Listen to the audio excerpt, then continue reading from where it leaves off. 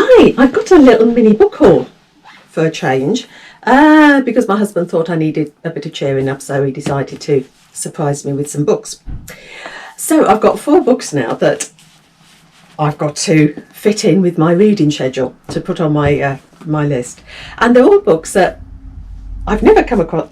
Well, 3 of them I've not come across. One of them is on my radar to pick up. So these are 4 books that I'm excited to read when I get a chance to.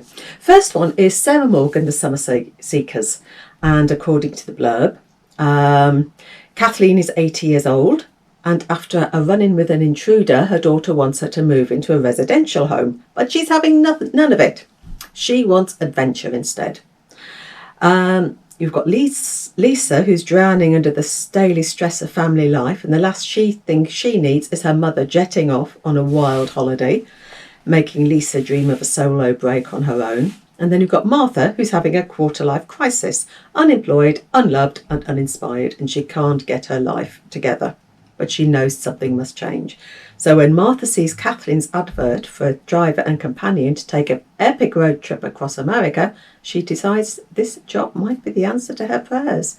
So, and it says, how much trouble can an 80-year-old woman be? So that is The Summer Seekers, the story of a road trip between a young woman and an 80-year-old. So that sounds quite intriguing. This one, it's described as deliciously nostalgic, hugely funny and ultimately heartwarming. And it's the miseducation of Evie Epworth by Matson Taylor. Now this one is set in 1962. And 16-year-old Evie Epworth stands on the cusp of womanhood, but what kind of woman will she be? Until now, her life has been nothing special, a patchwork of schools, guides, cows, lost mothers, lacrosse and village fates. And inspired by her idols, Charlotte Bronte, Shirley MacLaine and the Queen, she dreams of a world far away from rural East Yorkshire, a world of glamour lived under the bright lights of London or Leeds. However, Christine, Evie's soon-to-be stepmother, a manipulative and money-grabbing schemer, is lining Evie up for a life of drudgery at the stinky local salon. So, with the help of a few friends and the wise counsel of 2 Adam Faith posters on her bedroom wall, Brooding Adam and Sophisticated Adam, Evie comes up with a plan to rescue her future from Christine's pink and over-perfumed clutches. So, that sounds really good. Now, this is one that has been on my radar for so long and I've never got round to picking it up. And we've all seen this on different booktubes. And it's The Midnight Library by Matt Haig. And it's about Nora's life, who's been going from bad to worse. At the stroke of midnight on her last day on Earth, she finds herself transported to a library. There she is given the chance to undo her regrets and try out each of the other lives she might have lived. I have had this on my radar for so long, but I just never got round to picking it up. Now I've got it. Great.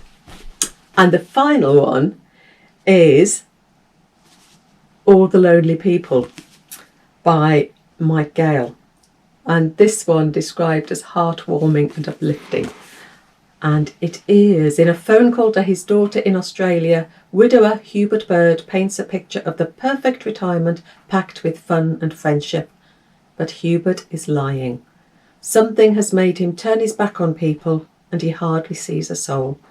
So when his daughter announces she's coming to visit, Hubert faces a race against time to make his real life resemble his fake life before he's found out. So that one. I've got some very good books that are full of charm, full of heartwarming humour.